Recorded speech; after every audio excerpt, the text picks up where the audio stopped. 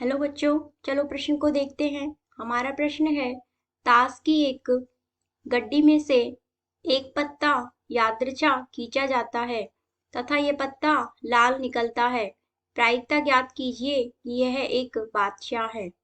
प्रश्न को हल करने से पूर्व हम उसकी मुख्य अवधारणा की चर्चा कर लेते हैं। देखिए, मुख्य अवधारणा।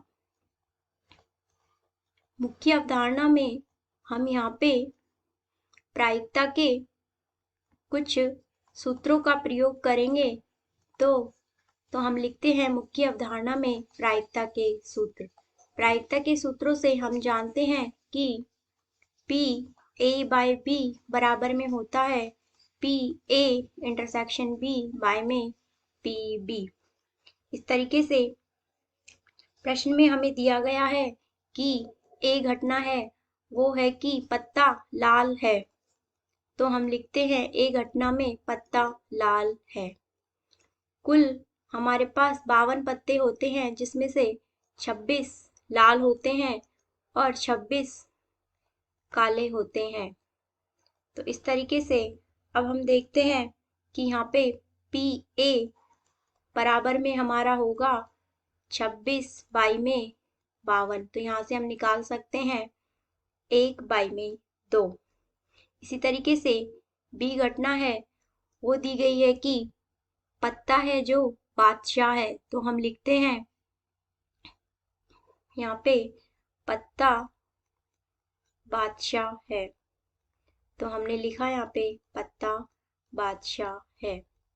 तो हमें पता है कि हमारे ताश के पत्तों में 4 बादशाह होते हैं, जिसमें 2 लाल होते हैं, 2 काले होते हैं। एक पान का होता है और एक ईंट का होता है और एक यहाँ पे चिड़ी का होता है और एक होता है यहाँ पे हुकुम का होता है। तो PB हमारा होगा यहाँ पे पत्ता बादशाह है, तो 4 बाई में 52। तो यहाँ से हम निकाल सकते हैं 1 बाई में 13।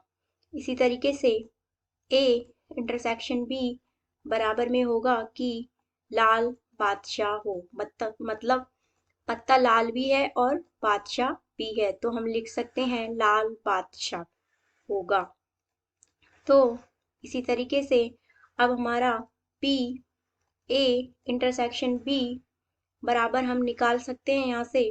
तो वो निकल के आता है हमारा 2 बाई में 52।